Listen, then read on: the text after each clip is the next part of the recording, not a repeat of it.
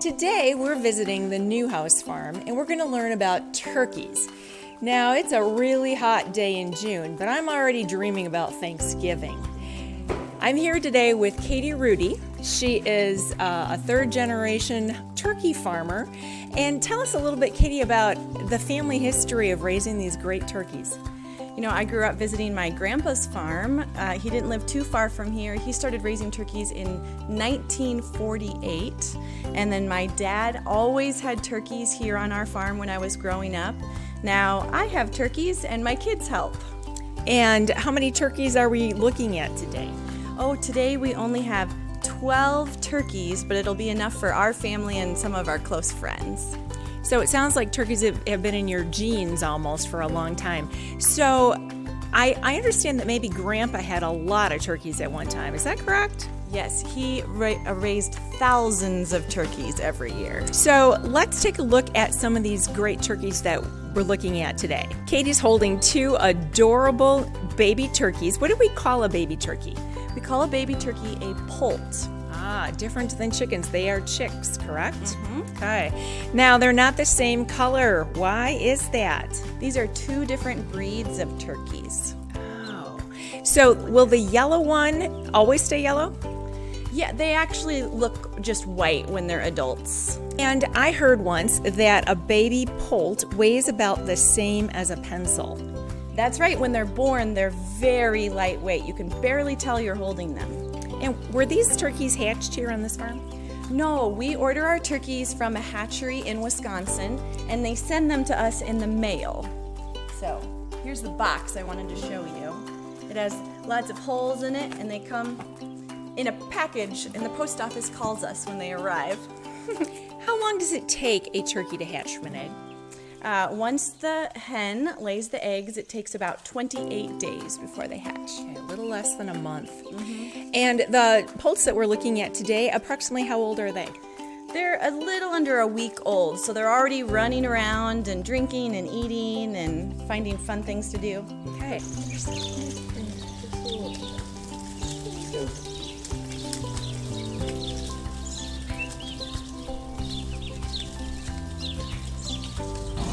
So I see that there is some feed in here. Can we take a look at that? Let me show you the feed. It's actually little crumbles that a feed mill has made for us. And it has protein and minerals and vitamins for the turkeys to grow, just like kids need. So it sounds like it's a very well-balanced diet. Yep, and they eat this for at least a month till they get older and can eat other things. Okay. And there's always plenty of fresh water available. Mm-hmm. Yep, we make sure we change the water a few times a day, and they always have however much feed and water they want.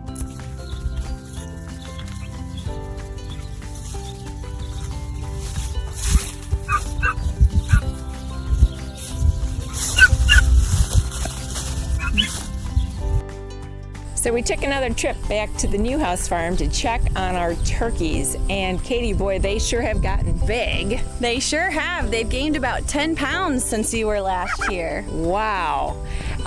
They're living outside, and it looks like they have lots of different things to eat now. Indeed. We changed their feed. There's still a lot of grains in it.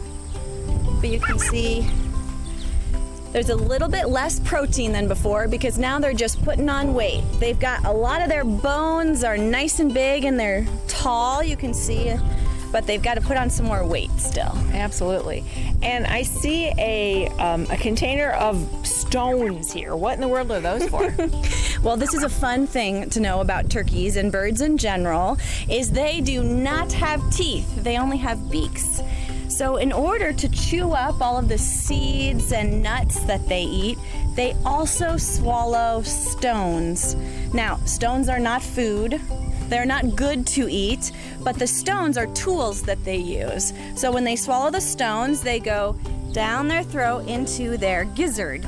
And in their gizzard, the stones push up against one another, it squeezes them together, and it grinds their food up. Just like you have teeth, turkeys use stones. I'll be darned. So how many, do they eat stones every day? They do, actually. Yep, the stones kind of move through their body and they get fresh stones almost every day. Well, I bet they're delicious. Oh, I hope so. We like happy turkeys.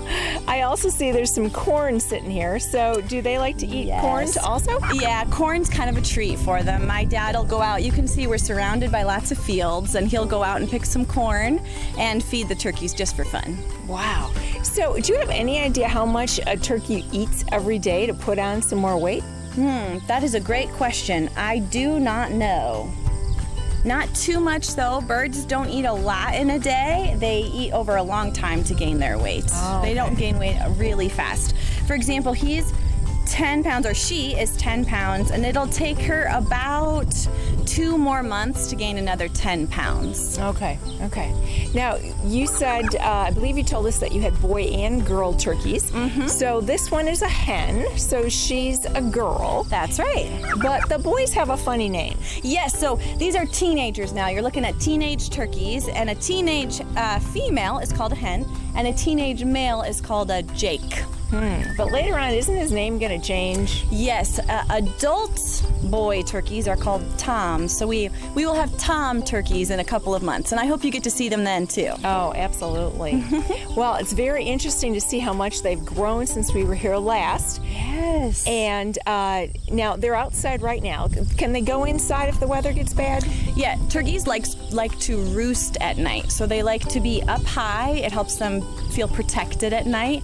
So our turkeys are kind of silly. They roost outside, and then we move them inside to keep them safe at night. A wild turkey roosts way up high in the trees in the woods, but our turkeys, they just roost wherever they find a fence, and then we usually move them into our shed to keep them safe at night. Because there are predators that like There turkeys. are. We've got coyotes and raccoons, and fox will eat turkey too, so we keep them safe at night. Oh, good to know. Good to know. Well, we'll certainly be back in a couple of months to see how much bigger they'll get. Great. And learn more about the turkeys then. Thanks for your time. Thank you.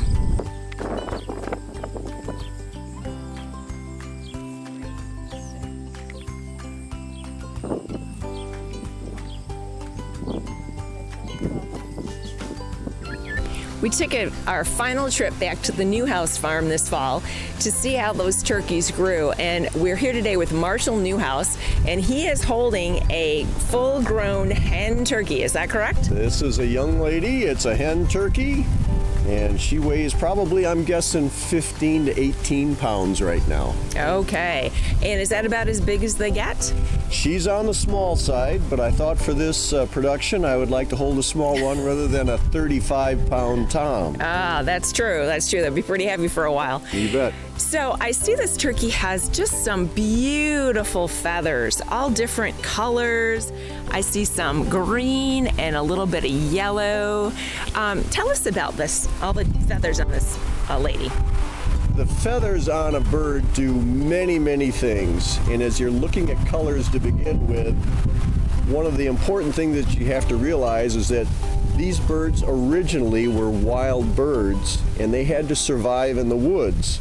And so all the colors that you just pointed out, and even some more on these feathers, help it be able to camouflage itself as it's hiding in the woods or on the ground, in the trees.